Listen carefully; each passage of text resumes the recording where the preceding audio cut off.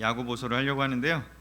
그래 설명을 좀 드릴게요. 왜 하고 싶었는지를 설명을 드리고 그 다음에 한 2월까지 아마 하게 될 것 같은데 야고보서를 여러분 이렇게 한 구절 한 구절씩 그리고 집에 성경책이 현대인의 성경만이 아니라 예전에 세번역도 있으셨고 다른 버전이 있으시다면 다른 버전과 함께 해서 쫙쫙 읽어나가시는 것보다는 한 구절 한 구절을 깊게 음미하시면서 여러 버전을 이렇게 함께 보시는 방식으로 했으면 좋겠다라는 생각이 듭니다.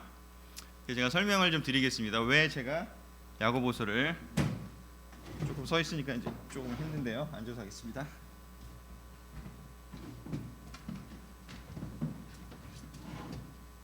됐어요. 최대한 됐어요. 아이고.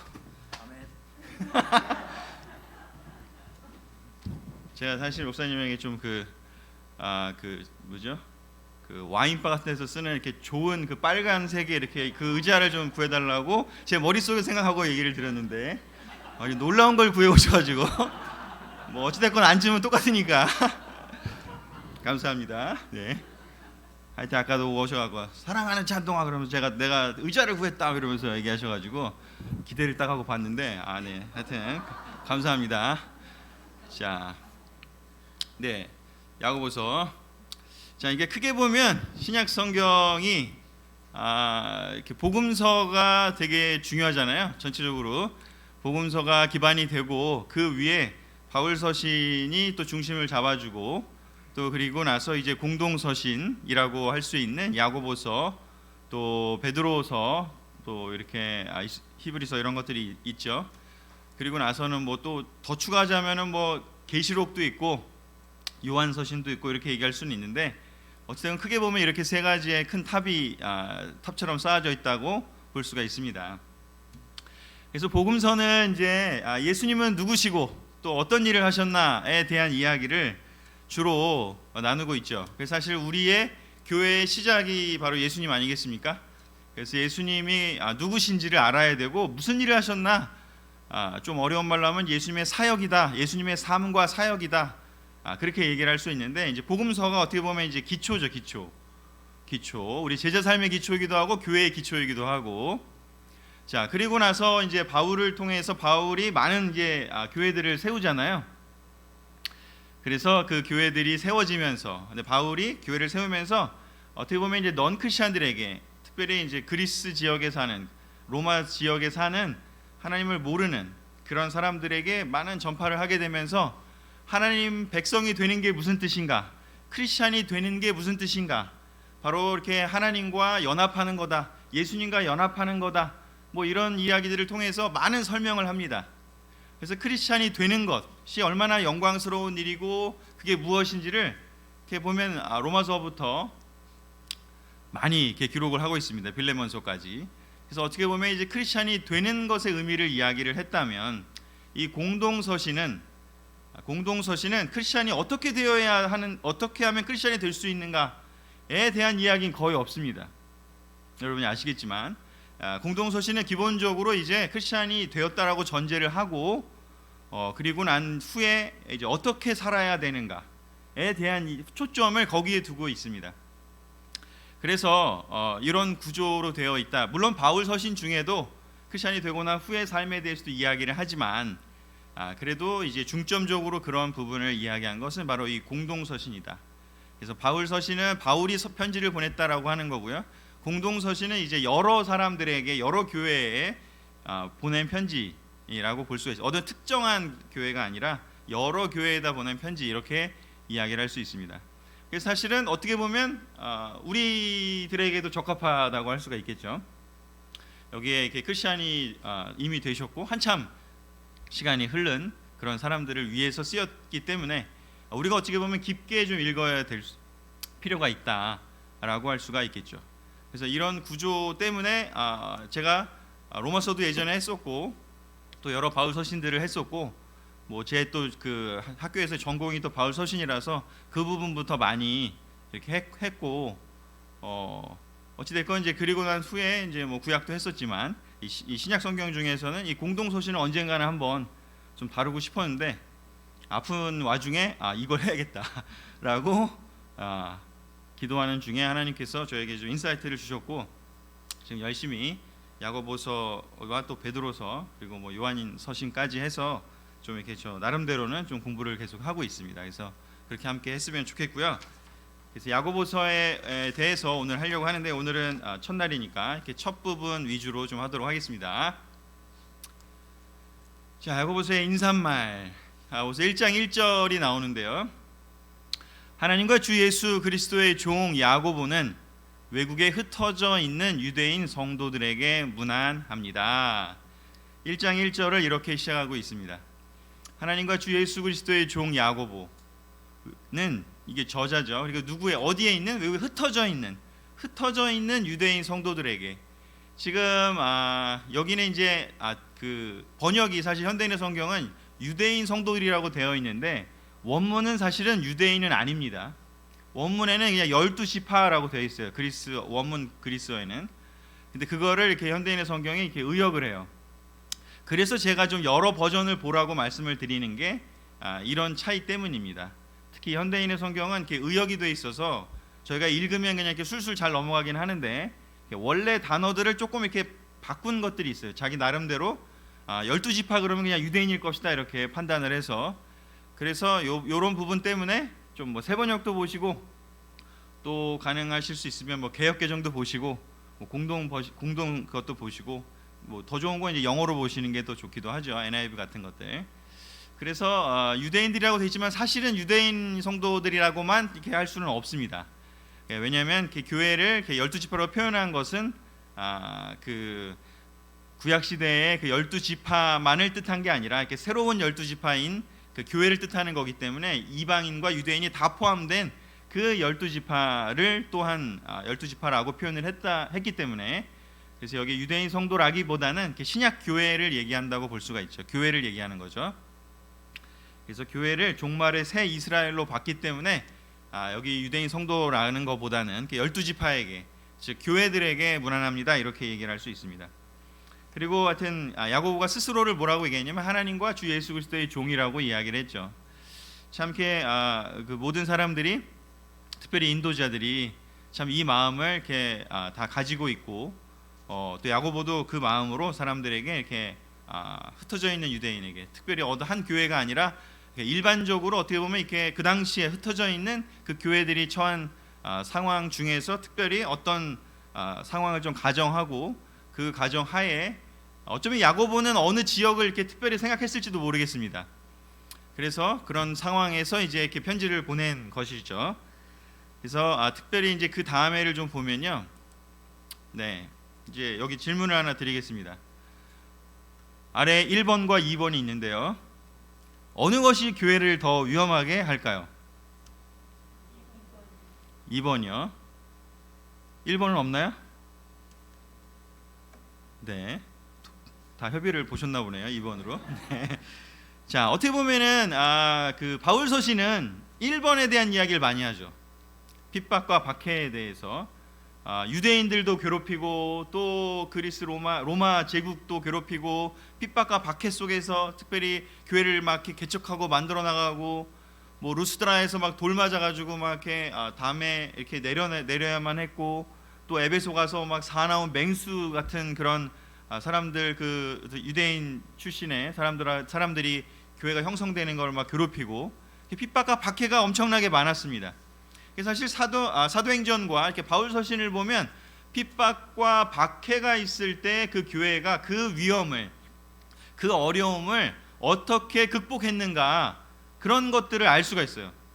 그래서 바울 서신을 읽으면 그런 것들을 이렇게 극복한 그런 마음을 알 수가 있죠. 우리로 따지면 뭐 일제 시대 때 교회를 다니는 그 어려움에 있었던 사람들은 바울 서신 읽으면 마음도 더 와닿을 거고 아마 더 밀접할 수 있어요. 그래서 바울 서신이 가진 초점이 어쩌면 1번이라고 할 수 있다면 이 공동 서신은 2번에 초점을 두고 있습니다. 공동 서신 야고보서든 베드로서든 뭐 읽어보면요, 그런 어떤 외부적인 핍박은 거의 나오진 않습니다. 특별히 야고보서는 외부적인 핍박은 거의 아예 없다고도 볼 수 있습니다. 사실 야고보서에서의 그 고난과 시련과 이런 이야기는요, 사실은 2번입니다. 교회가 세속적이 됐을 때, 교회가 하나님의 그 말씀, 예수님의 그 말씀으로부터 이렇게 멀어졌을 때, 드리프트 어웨이, 이렇게 떠나게 됐을 때 어떠한 문제들이 생겨나는지를 이 야고보서에서 적나라하게 표현하고 있습니다. 그래서 그러니까 성경에 한 같은 단어, 우리나라 단어로는 무슨 시련, 뭐 고난 이런 게 나와도 사실은 그것이 어떤 시련, 어떤 고난인가는 그 상황마다 다른 거죠. 그래서 바울이 쓴 그 편지들 속에서의 시련과 또 고난은 어쩌면 핍박과 박해를 당하는 고난과 그런 것들을 이겨내는 과정이라면, 그렇지만 이 공동서신, 그 중에 특별히 야고보서는 세속적인, 세속적이란 말은 지금 우리가 쓰고 있는 단어잖아요. 그 예수님이 세속적이라는 그 복음서에서 표현을 했을 때는 뭐라고 하셨을까요? 사람들이 세속적인 마음이 있다라고 우리는 말할 수 있는데, 예수님은 세속적인 마음을 가진 사람들에게 어떤 마음을 갖지 말라 이렇게 얘기를 하셨어요. 뭘까요? 네? 자신이 없으신 것 같은데, 네, 두 마음을 품지 말라고 했습니다. 여기 정답을 맞추신 분도 있을 것 같은데, 예수님은 복음서에서 두 마음을 품지 말라고. 왜냐하면 이것은 구약 성경에도요, 여러분 제가 예전에도 뭐 여러 번 얘기를 했지만, 이스라엘이 망한 이유는요, 하나님을 섬기지 않았기 때문이 아니에요. 그렇죠?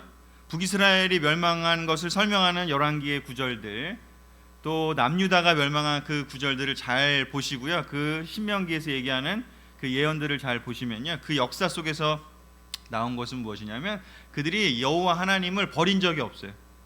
대신에요, 두 마음, 세 마음, 네 마음을 품었어요.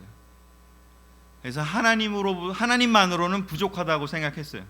그래서 다른 마음들을 끌어들였어요. 나는 하나님도, 여호와도 필요하지만 여호와가 할 수 없는, 바알이 줄 수 있는 그 힘이 필요하고, 또 아세라가 줄 수 있는 그 축복이 필요하다라고 얘기했기 때문에, 그래서 망한 거예요. 예수님은 그 어떻게 보면 세례받고 제자가 된 이후의 그 과정에 대한 이야기를 한다면, 바로 우리에게 적합하다고 했죠. 우리는 지금 뭐 핍박과 박해가 있는 시대는 아니니까. 그래서 핍박과 박해가 있는 시대에는 뭐 하나님을 의지해라, 뭐 어떻게 보면 바울이 얘기하는 포커스가 굉장히 그쪽이라면, 세속적이 되는 것에 대해서는 두 마음을 품지 말라. 이 야고보에서도 사실은 이 문제가 되는 것은 고난과 시련인데, 그 고난과 시련 앞에서 사람들이 영향을 받고 또한 두렵게 되고, 그렇기 때문에 이제 두 마음을 품게 되고 세 마음을 품게 되고 하면서 세상과 타협하고 점점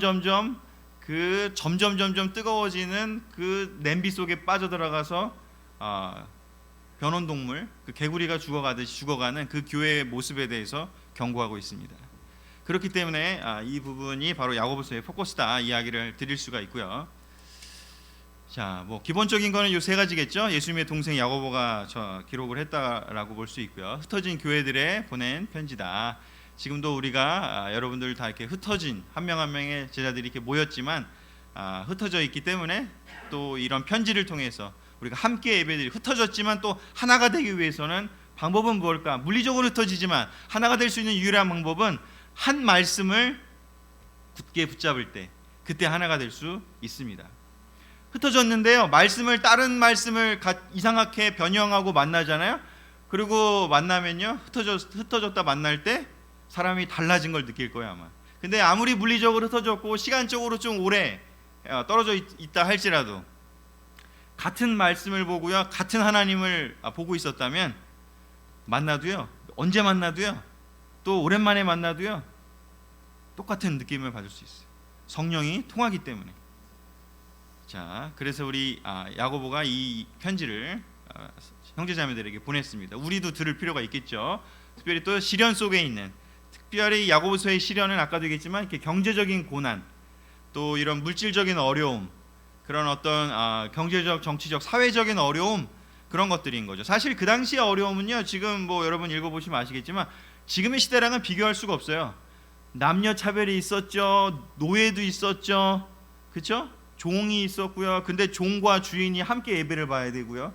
이런 굉장히 혁명적인 그런 상황에서 사람들이 처음에는 놀랍게 시작할 수는 있지만 시간이 흐르면서 계속 그 첫 마음을 예수님과 연합해서 우리 모두 다 똑같이 형제자매가 됐다. 그 우리 모두 다 하나님 나라를 바라보고 간다. 그 마음을 이렇게 잃어버리기가 쉬운 거죠. 그래서 사실 바울 서신에 포커스를 하면요, 우리가 이렇게 예수님께 구원받았다라는 것에 집중할 수 있지만 야고보서와 또 공동서신이 포커스하는 건 뭐냐면요, 시작을 그렇게 똑같이 하면 뭐해? 목적지에 다다르지 못하면 무슨 소용이야? 예수님이 누가복음 9장에서 또 14장에서 이야기한 그 내용을 담고 있다라는 거죠. 그래서 우리가 끝까지 가려면 너무나 우리 공동서신을 우리 깊게 연구하고 살펴보고 여기서 메시지를 얻어야 합니다. 자, 제가 이제 공동서신에 그런 이야기를 했지만 사실은 바울도 비슷한 이야기를 합니다. 사도행전 14장 21절 22절 거기에 보면 이렇게 되어 있습니다. 그들은 이제 바울과 그의 이제 동역자들이죠. 바울과 그의 동역자들이 처음에 이렇게 교회를 세우고 난 다음에 다시 그 자기가 세웠던 곳으로 돌아가요. 두 번째 여행을 가서 신자들의 마음을 굳게 하고 언제나 믿음에서 살라고 그들을 격려해요. 자, 그들은 이제 세례받은 지 얼마 안 된 사람들이니까 마음을 굳게 하고 믿음에 살라고 격려를 해줍니다. 그러면서 이런 이야기를 하죠. 우리가 하나님 나라에 들어가려면 많은 고난을 겪어야 한다. 어쩌면 바울도 똑같은 얘기를 한 거죠. 우리가 하나님 나라에 들어가려면 많은 고난을 겪어야 한다. 기쁘십니까? 싫죠? 좀 그냥 들어가는 것도 어려웠는데 또 들어가기까지 또 왜 이렇게 어려워? 라고 생각을 하기가 알 수가 있죠. 우리 교회 특징이 그거 아닙니까? 이렇게 이 교회는 멤버 되기가 왜 이렇게 어려워요? 하면서 그 과정도 통과 못하죠. 그냥 하나님 믿고 예수님 믿으면 받아주면 되지 뭐 이렇게 까다로워요 이 교회는. 해서 우리 교회가 사실은 포커스한 게 뭐였냐면 하나님 나라에 들어가는 그것을 정말 예수님처럼 좀 까다롭게 했다라고 생각할 수 있어요. 근데 사실은 예수님도 잘 보면요, 사실은 그걸 가르쳤지만 제자 삼고 가르쳤어요. 잘 생각해 보세요. 일단 부르고 제자가 되라고 하고 된 거예요. 진짜로 그 제자가 되는 그 과정은 부활하고 난 후에 3년의 시간을 다 예수님한테 배우고 그 다음에 어떻게 보면 사실 진짜 제자가 된 거는 부활하고 난 예수님을 만난 사도행전 때부터가 사실 그들이 제자가 된 거지. 사실 예수님이 이렇게 불러서 예수님이 누군지를 제대로 알 때까지의 그 3년은요 성경 공부하는 시간인 거예요. 우리로 따지면. 우리가 근데 얘기하죠. 하나님 나라에 들어갔는데 왜 그렇게 까다롭게 했을까? 예수님이 왜 이렇게 성경 공부를 빡세게 했을까? 이렇게 굉장히 딥하게 하시잖아요. 근데 왜 그렇게 해야 되느냐? 우리도 왜 그렇게 하느냐? 그렇게 하지 않으면 이 정말 사탄의 그 공격을 이겨내기 어려우니까. 근데 이제 중요한 건 무엇인지 하나님 나라에 들어가는 거. 시작도 어려웠지만 더 중요한 건 뭐냐면 들어가기가 어려워요. 근데 왜 어려울까요? 너무 당연해가지고 별로 이렇게. 사실은 두 가지로 얘기할 수 있겠죠. 하나는 사탄이 방해를 하는 거죠. 왜냐하면 사탄은 자기의 자기의 밑으로 들어오기를 원하는데, 자기 세력권 안에 있기를 원하는데, 자기의 백성이 되기를 원하는데, 하나님 나라 백성이 되도록 그들이 가버리니까 열이 받았겠죠. 화가 났겠죠. 그렇게 설명할 수도 있겠죠. 또 하나는요, 하나님 나라가 그만큼 값어치가 있기 때문인 것이죠. 예수님의 비유를 그렇게 들지 않습니까? 값진 보화를 땅속에서 발견하면 모든 걸 다 팔아서라도 그 대가를 치르고라도 얻고 싶은 그 보물 같은 것이 바로 하나님 나라다. 너무너무 값어치 있는 곳은, 너무너무 좋은 대학은 들어가기 어렵지 않습니까? 너무너무 좋은 회사는 들어가기 어렵지 않습니까? 들어가고 싶다고 들어갈 수 있습니까? 세상의 원리가 좀 그렇죠. 근데 그만큼 하나님 나라가 왜 이렇게 들어가기 어렵고 많은 고난을 겪어야 할까?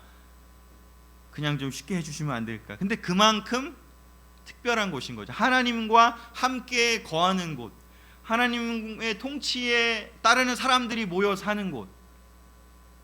너무 좋지 않습니까?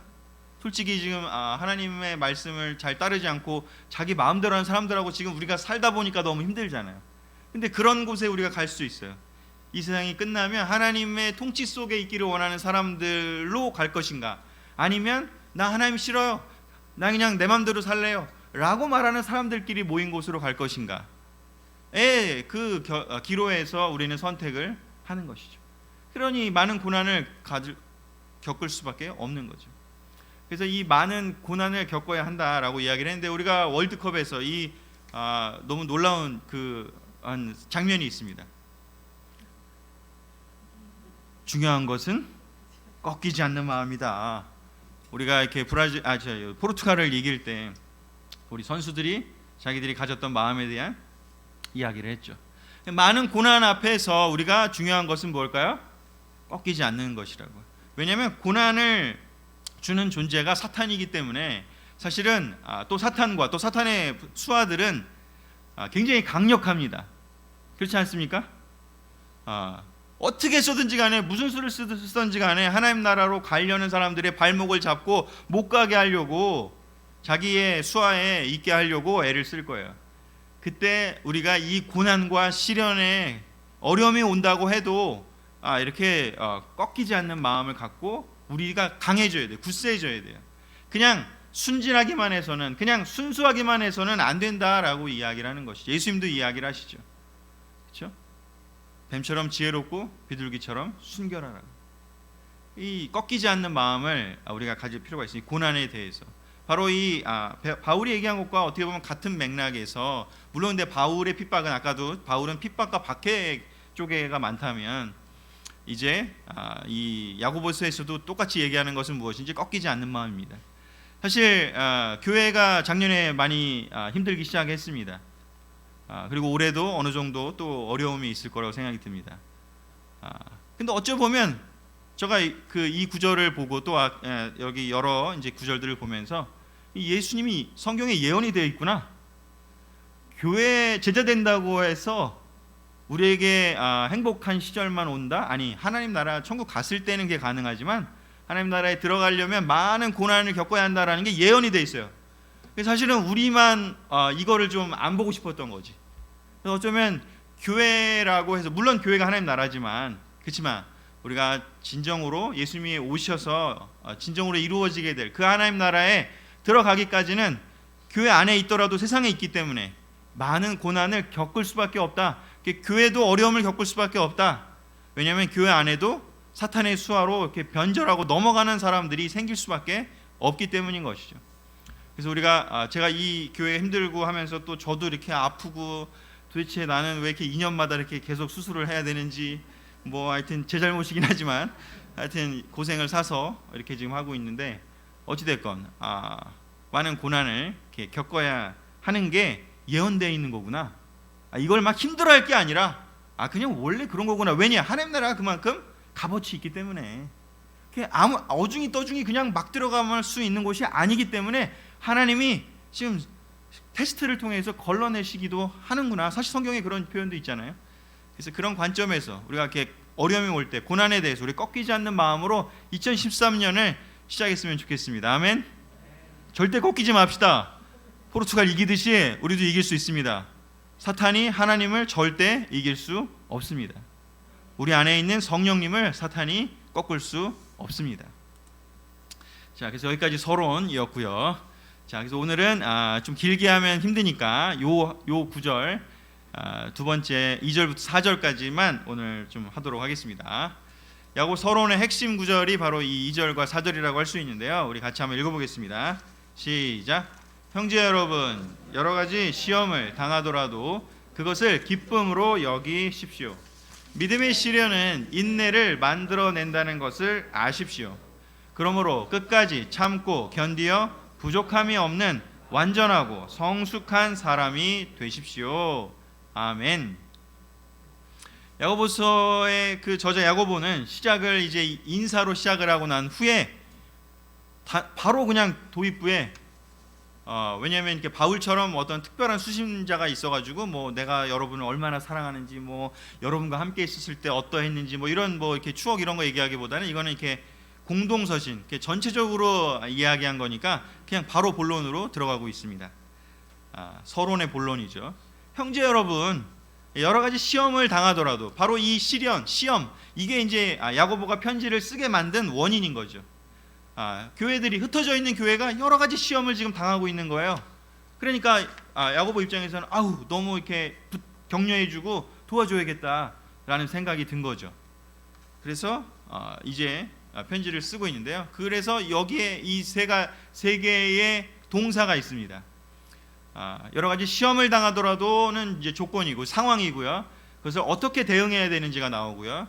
그 다음에 이제 두 번째로는요, 그것을 어떻게 해야 되는지가 또 두 번째로 나오고, 이제 세 번째는 이제 또 그 목적을 결국 우리가 어디로 가게 될지를 이야기를 하고 있습니다. 세 개의 이렇게 동사만 따서 좀 제가 정리를 해보면요.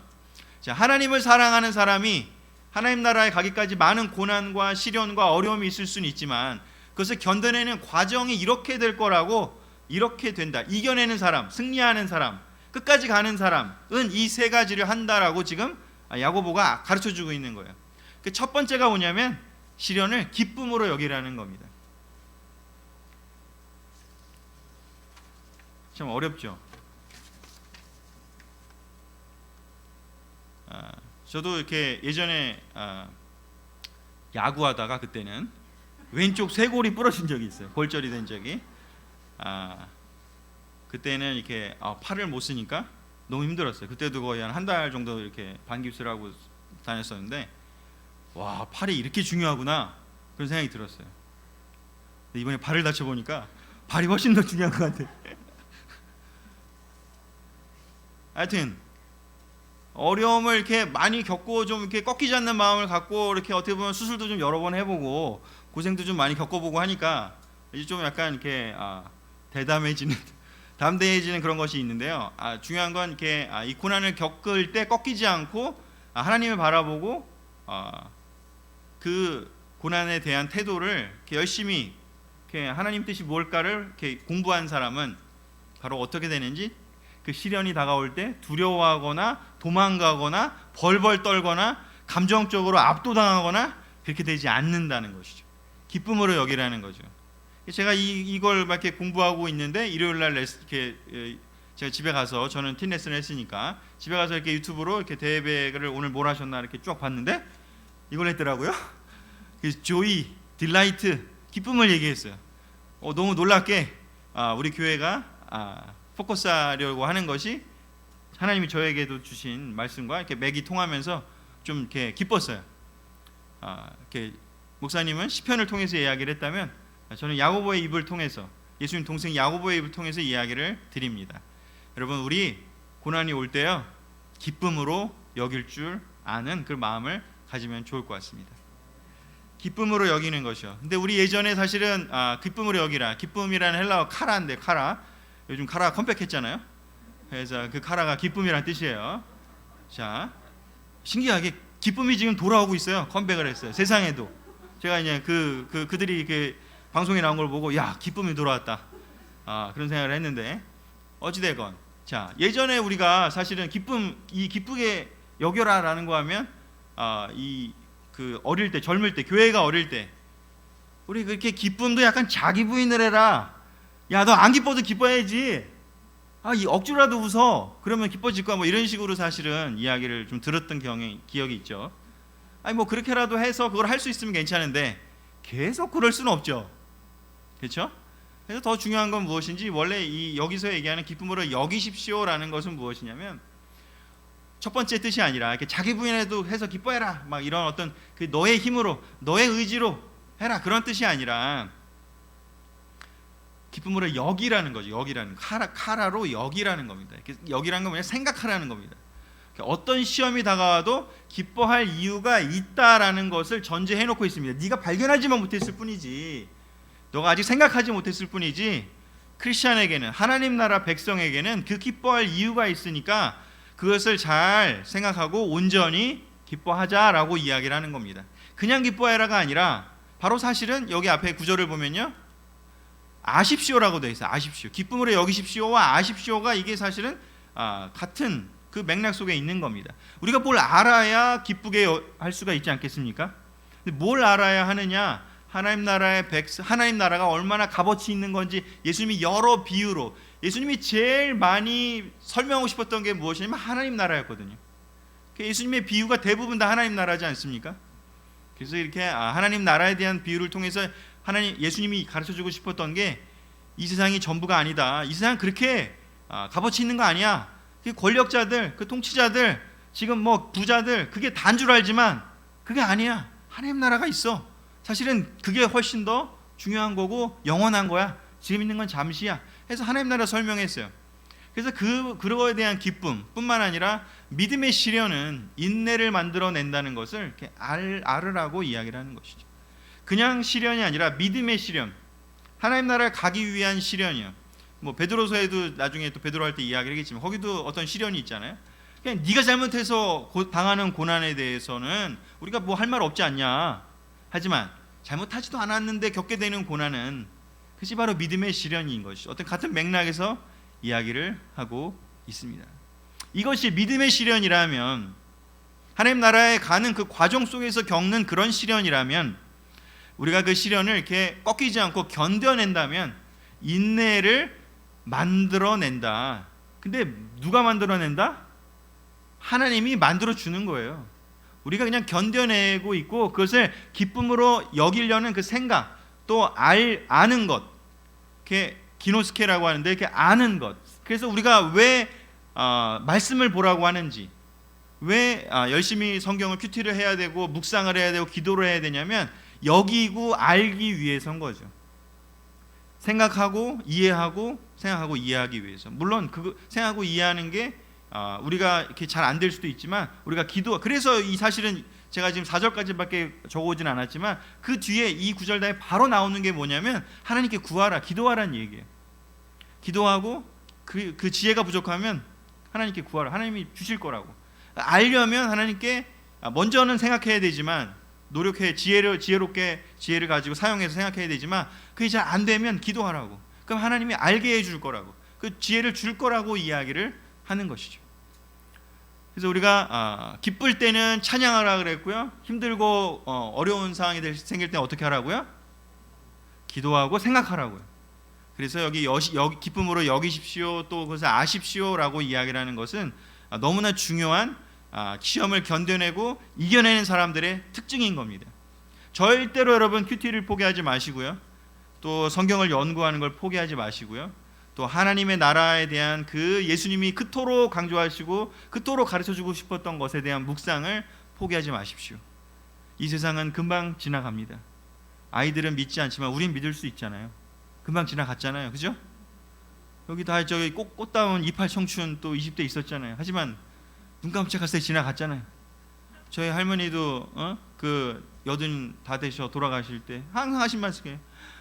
진짜 금방 눈 깜짝할 때 갔다고. 우리는 그 시간 지내서 알잖아요. 바로 여기 구절에도, 뒤에 구절에도 이사야서를 40장을 인용하지만 풀들은 시들고 사그라들지만 하나님 말씀은 영원하다고. 그래서 우리가 그런 것들을, 영적인 것들을 우리가 이렇게 아는 것이 너무 중요하다. 그래서 그 부분을 지금 이야기를 하고 있고요. 자, 믿음의 시련을 통해 우리가 알게 되는 것, 이거에 대해 잠깐 좀 더 얘기를 하면, 자, 사실은 처음에는요, 시련이 다가오면요, 그치, 뭐 여기서는 주로 이제 경제적이고 사회적이고 정치적인 거죠. 노예로 살면서 크리스찬 사는 게 얼마나 어렵겠습니까? 안 그렇겠습니까? 우리도 지금 중산층으로 사는데도 이렇게 힘든데 노예로 살면서 크리스찬 삶을 살아야 돼요. 근데 여기 이제 야고보서 뒤에 더 읽어보시면 아시겠지만 노예로 살아서 형제가 됐는데 교회에서 형제가 됐다고 한 그 부유한 사람이 막 무시해. 교회 갔는데도 막 무시당해. 이게 처음에는 교회라고 너무 좋았는데 이 교회에서도 힘들어. 이게 때려칠까? 이게 무슨 하나님 나라야 하면 쓴마음 품기 쉽지 않겠습니까? 안 그래도 먹고 살기도 힘든데 뭐 여러 가지 그런. 사실 처음에는요, 믿음 있는 사람이나 믿음 없는 사람이나 처음에는요 사실은 비슷해요. 시련이 올 때 한숨이 나오고 원망이 나오고 비난이 나오고 절망이 나오고 억울함이 뿜어져 나옵니다. 그리고 좌절합니다. 그렇지 않습니까? 뭐 크게 다를 바 없죠. 근데 중요한 건요, 믿음에 있는 사람은요, 그런 것들이 뿜어져 나오고 난 후에 또 다른 게 등장하게 됩니다. 그게 무엇인지요? 믿음 있는 사람은 밑바닥에서부터 솟아나오는 소망의 근거가 이제 올라옵니다. 사실 우리가 입으로 고백했지만 막연했던, 여기 안 보이는데, 입으로 고백했지만 막연했던 믿음이 드러납니다. 네, 입으로 고백했지만 막연했던 그 믿음이요. 사실 우리 교회가 조금 저는 좀 나이브했다라고 보는 것 중, 이렇게 순수하게 했다는 게 뭐냐면, 성경 볼 때 사람들의 반응을 통해서 결정하잖아요. 사실은 그 사람이 예스 하면은 그냥 입으로 고백한 것을 믿잖아요. 사실 로마서에서는 그게 예수님을 이렇게 입으로 고백하고 좀 마음으로 믿으면 세례 주라고 이야기를 하죠. 왜냐하면 아까도 얘기했지만 바울의 포커스는 뭐예요? 이게 들어오게 되는 과정을 설명하다 보니까 그럴 수밖에 없어요. 사실은 사람들이 입으로 고백한 거를 우리는 그걸로 판단할 수밖에 없지 않습니까? 그 사람의 속마음을 우리가 어떻게 알아요? 우리가 하나님이 아닌데. 근데 사실은 우리가 하나님이 아님에도 불구하고 우리가 그 입으로 고백한 거를 듣고 사람들을 세례주고 사람들을 받아들인 건데, 우리가 착각한 게 있어요. 우리는 그 사람은 확실해라. 우리가 세례준 건, 우리가 한 건 다 맞는 거야. 우리가 확인했어. 사실은 아닐 수도 있는데. 그렇죠? 중요한 건 뭐냐면 믿음의 실험을 통해 우리가 알게 돼요. 우리가 진짜 밑바닥에 무엇이 있었는지요. 그게 정말 믿음이 있었는지 아니면 밑에 아무것도 없었는지. 사실 시편이 사실 놀라운 이유가 무엇인지요? 이걸 보여줘요. 시편을 여러분 어느 시편이든 붙들고 한번 읽어보세요. 시편은 처음에요 다 한숨, 원망, 비난, 절망, 많은 시편들이 이렇게 시작합니다. 뭐 막 기쁠 때 하는 시편 빼고, 비탄의 시편, 뭐 한탄의 시편. 근데 시편을 계속 읽어보세요. 그 뒤에 끝이 어떻게 되나요? 어느 순간을 지나가면 변합니다. 어느 순간에 드디어 그게 다 나오고 난 후에 어떻게 돼요? 밑바닥에서 진짜 하나님을 찬양하는 그 마음들이 나오게 됩니다. 바로 이게 차이인 거죠. 근데 우리가 착각하기 쉬운 게 무엇인지, 사실 믿음 있는 사람은 처음부터 한숨, 원망, 비난 이런 거 없고, 처음부터 그냥 난 믿음이 있어 하면서 막 모든 걸 그냥 다 강하게 이겨내는 줄 알아요. 근데 그게 아니라는 거를 지금 야고보가 이야기를 하고 있고, 또 시편의 많은 그 기록들이 이야기를 하고 있습니다. 그러니 여러분 마음속에 어려움이 올 때, 저도 어려움이 당할 때마다 이런 똑같은 감정이 올라오죠. 생각이 들죠. 하지만 거기에서 멈추지 않는 것이죠. 또한 믿음의 실현을 통해서 우리가 알게 되는 건 뭘까요? 하나님을 알고 계시지만 사실은 우리는 알지 못했던 그 사람의, 그게 나일 수도 있고요, 옆에 있는 사람일 수도 있겠죠, 진짜 모습을, 진짜 마음을, 실체를 알게 해준다는 것이죠. 이런 걸 생각해 보면요, 실현이 좀 필요하다고 생각도 들지 않습니까? 우리가 사실은 알 수 없잖아요. 우리가 다 젊고, 우리가 다 막 에너지가 넘치고, 우리가 다 막 기쁘고 할 때는요, 그 사람이 진짜 하나님을 사랑해서 예수님의 십자가에 반응해서 세례를 받았는지, 아니면 누군가를 꼬셔가지고 결혼하기 위해서 왔는지, 아니면 여기 놀라운 사람들과의 관계를 얻어가지고 뭔가 출세해 보려고 왔는지, 아니면 감정적으로 내 마음을 받아주고 이해해 줄 사람들이 여기에 있기 때문에 시작했는지, 우리가 사실 알 수가 없어요. 근데 고난을 통해서는 그 사람의 진짜 모습이 드러나는 거죠. 고난이 없다면 그걸 알 수가 있겠습니까? 근데 하나님은 사실은 다 알고 계셨겠죠. 우리만 속고 있는 거죠. 진정한 사람들의 뭐 마음 속에서 막 인정받아가지고 사람들 통해 인정받아서 인도자가 됐다 하더라도요, 그 사람이 진짜 하나님을 사랑하는지, 아니면 권력을 사랑한 건지, 아니면 돈을 사랑한 건지, 사실 어떻게 우리가 알 수 있겠습니까? 하나님은 알고 계셨겠지만 우리는 몰랐겠죠. 시련이 오지 않고 교회가 그냥 계속 잘 돼, 계속 그냥 좋기만 해. 그러면 아마 그런 사람들은 더 성장했겠죠, 사울처럼. 근데 어려움이 오니까 바퀴벌레가 기어나오듯이 드러나게 되는 거죠. 진짜 모습을 드러내. 그래서 고난을요 기쁨으로 여기라고 이야기를 하는 겁니다. 하나님이 무슨 뭐 교회에 뭐 숫자가 늘어나고 뭐 막 떼거지로 막 몰려오고 해서 막 사탄보다 나 더 많이 와, 나 더 좋아해, 나 인기 많아, 이거를 원하시나요? 하나님은 정말 순수하고 깨끗하고 100%의 하트를 가진, 두 마음이 아닌 진짜 사랑하고 싶은, 하나님이 그러하시니까 그런 사람들을 정말 모아서, 예수님이 그렇게 사랑하셨고 우리도 또한 그렇게 사랑하려고 결정하고 그렇게 노력하려는 그 사람들을 모으고 싶어 하는 것이죠. 그렇지 않고 속이고 거짓말하고 숨기는 사람들은 정체를 드러내게 해주시고, 그 너희들끼리 그렇게 살라고, 두 마음 있는 사람끼리 살라고, 나는 그거 원하지 않는다고. 사랑은 그런 게 아니라고 이야기를 하시는 것이죠. 그래서 믿음의 시련을 통해 우리는 이런 걸 알게 되고요, 이것을 기쁨으로 여길 수 있는 것입니다. 그렇지, 다른 사람일 수도 있고 사실은 나일 수도 있지 않습니까? 저도 어려움을 안 겪었으면요 아마 내 믿음이 막 좋다라고 예전에 많이 좀 뻐기고 다녔는데 아닐 때가 많더라고요. 겪어보니까 조금 어려우니까 또 막 원망하고, 조금 어려우니까 아씨 안 하고 싶다, 섬기는 거 안 하고 싶다, 아유 그냥 다 때려치고 싶다, 그런 마음이 들 때가 부지기수였습니다. 내 마음이 진짜 이거였구나. 그냥 상황이 좋아서 그냥 내가 이렇게 막 그냥 그렇게 한 거구나. 사람들이 칭찬하니까 응? 영적인 것처럼 보이니까 좋아했던 거구나 라고 하는 것들을 알게 되면서 절절히 회개하고, 내가 진짜로 그런 상황에 흔들리지 않고 그냥 순수하게 어떤 상황이 되든지 내가 처음에 하나님에게 약속한 그냥 나 하나님 사랑하고 내 이웃을 사랑하는 그 일을 나는 끝까지 하겠습니다. 어떤 상황이 돼도, 교회가 흔들리던 뭐가 됐던 간에 그래 나는 하나님 나라에 들어갈 그 길을 그냥 꾸준히 가겠습니다 하는 그 이야기를 할 수 있게 되는 그 과정은요, 시련이, 어려움이 있었기 때문입니다. 마지막 하겠습니다. 야고보서의 시련 세 번째는 뭘까요? 시련을 이겨내면 어떻게 되는지를 이제 야고보는 설명해주고 보여주고 있습니다. 어떻게 이겨내는지를, 어떻게 대응해야 되는지를 또 알려주지만 그 결과를 보여주고 있습니다.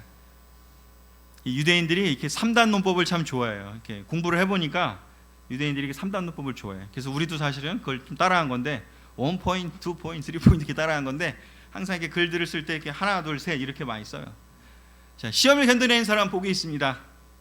아까 제가 4절에 있는 거를 보기 전에 뒤에 이렇게 한 번 더 설명해요. 시험을 이기고 인정을 받은 사람은 끝까지 굴복하지 않고 포기하지 않은 사람은 어떻게 해요? 하나님이 인내를 만들어준 그 사람은 내가 인내해야지가 아니라 그냥 견뎌냈고 물러서지 않고, 히브리서 표현으로는 물러서지 않고 그 믿음을 지켰던 사람은 시험을 이기고 인정을 받은 사람이라고 표현이 되는데, 하나님이 자기를 사랑하는 사람들에게 약속하신 그 생명의 면류관을 받게 될 거라고요. 하나님이 자기를 사랑하는 사람들에게 약속하신 생명의 면류관이에요. 생명의 면류관. 뭔가 이렇게 막 트로피, 금, 월계 이렇게 막 그런 거 이렇게 딱 쓰는 것 같은 느낌이죠. 사실은 이거를 이렇게 뒤에도 얘기했지만 이게 바로 그 4절에 뭐라고 얘기하는지요? 생명의 면류관이 뭘까? 사실 앞에 얘기했어요. 시험을 이기면 어떻게 된다? 부족함이 없는 완전하고 성숙한 사람이 된다. 이게 뭘까? 생명의 면류관이다. 사실은 뭐 우리가 뭐 이렇게 금 면류관 필요합니까? 다이아몬드 필요합니까? 가끔 이렇게 생일 선물로 다이아몬드를 원할 수도 있긴 하지만 우리가 어떤 그런 것이 아니라 진짜로 하나님 우리한테 주고 싶은 것은 무엇이냐면요, 부족함이 없는 완전하고 성숙한 사람이 되기를 원해. 우리가 그렇게 되기를 원해. 왜냐하면 천국은 그런 사람들이 모여 사니까. 얼마나 좋을까요? 부족함이 없는 완전하게 성숙한 사람이요, 될 수 있어요? 근데 안 돼요 사실은. 근데 이건 뭐냐면요, 이 되십시오라는 거는요 사실 예언이에요. 예언. 히브리서 그러니까 그리스어 원어도 보면요 예언이에요. 예언. 될 것입니다. 우리 보고 되라는 게 아니라 이렇게 될 거라고요. 하나님이 그 씨앗을 그냥 씨앗 비유를 들자면 씨앗을 이렇게 땅에 심었으면요, 그게 하나님이 딱 너는 사과나무가 될 거야, 너는 장미가 될 거야 라고 해서 심었으면요, 그 안에서 겨울에 그냥 파묻혀 있지만 봄 되면 뭐가 나와요? 싹이 나와요. 장미 싹이 나오고요, 사과 싹이 나와요.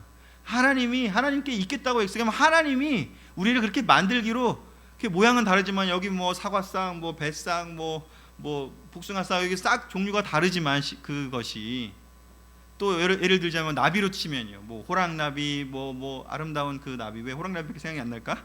하여튼간에 뭐 아름다운 그 나비들 여기 하면 다 나비라면요, 나비가 되려면 뭐가 돼야 돼? 애벌레 시기와 번데기의 그 시기를 거쳐야 돼요. 근데 그건 누가 결정하냐면 하나님이 결정한 거예요. 아니에요, 하나님, 저는 아름다운 흰색과 또 너무나 예쁜 그런 색깔이, 제가 원하는 그 색깔이 있는 나비가 되고 싶어요. 아니죠. 그러니까 하나님이 부족함이 없는 완전하고 성숙한 사람으로 만들 거라고 약속하는 겁니다. 제자가 된다라는 건요, 하나님의 약속에 들어가는 거잖아요. 우리를 어떻게 만들지는 하나님이 이미 결정하셨고요, 하나님이 지금 하고 계세요. 중요한 건 우리가 끝까지 그 약속의 안에 거할지 아니면 떠날지 그것만 남는 겁니다. 우리가 좀 이렇게 야고보서를 오해할 수 루터 때문에 그렇긴 하지만 좀 오해하는 게 뭐냐면 뭐뭐 해라 막 이렇게 돼 있는 걸로 이해하기 쉬운데 이렇게 주석을 잘 이렇게 원어를 공부하신 분들의 그런 것들을 통해서 살펴보면요, 이거는 예언입니다. 여러분들 이렇게 그렇게 만들어 줄 거라고요. 여러분 그렇게 될 것을 믿으셔야 합니다. 아직은 눈에 안 보이겠지만 번데기가 그 나비의 그 아름다움을 예상이나 하겠습니까? 애벌레가 예상이나 하겠습니까? 너무 이렇게 막 안 예쁘잖아요. 근데 그걸 그냥 하나님이 하신 대로 시키면 그렇게 될 수 있잖아요. 대장장이가 막 때려요. 막 이렇게 막 주문을 해가지고 막 때려. 이렇게 뭘 만들지 모르겠지만 칼을 만들지 아니면 무슨 용기를 어떤 걸 만들지는 모르겠지만 주전자를 만들지 뭘 만들지 모르겠지만 그 때릴 때요 아프잖아요. 근데 그걸 견디고 나면 그 주물이 되는 거죠. 우리가 그렇게 될 거라고요. 그러니 다시 한번 거꾸로 돌아가면 어때요? 기뻐할 수 있는 거죠. 그래서 그 이유를 이렇게 잘 가르쳐주고 하면서 우리가 예전에 그렇게 교회가 어릴 때 했어야 되는데 그냥 해라, 그냥 자기 부인해라, 이런 깊이 야고보가 가르쳐주는 이런 본질은 얘기를 안 하고 그냥 기뻐해라 하면서 행동만, 형식만 그랬기 때문에 어떻게 보면 사람들이 힘들어할 수 있었던 거죠. 그래서 우리가 이런 것들을 제대로 이렇게 공부해야 될 필요가 있는 거죠. 다시 이제 마지막입니다. 정리하겠습니다. 정리한다기보다는 같이 읽겠습니다. 읽고요, 여러분들 외우시면 또 좋을 것 같고요. 한 주 동안 마음에 담고 사셨으면 좋겠습니다. 같이 읽고 마치겠습니다. 시작. 형제 여러분, 여러 가지 시험을 당하더라도 그것을 기쁨으로 여기십시오. 믿음의 시련은 인내를 만들어낸다는 것을 아십시오. 그러므로 끝까지 참고 견디어 부족함이 없는 완전하고 성숙한 사람이 되십시오. 아멘. 말씀을 마치겠습니다.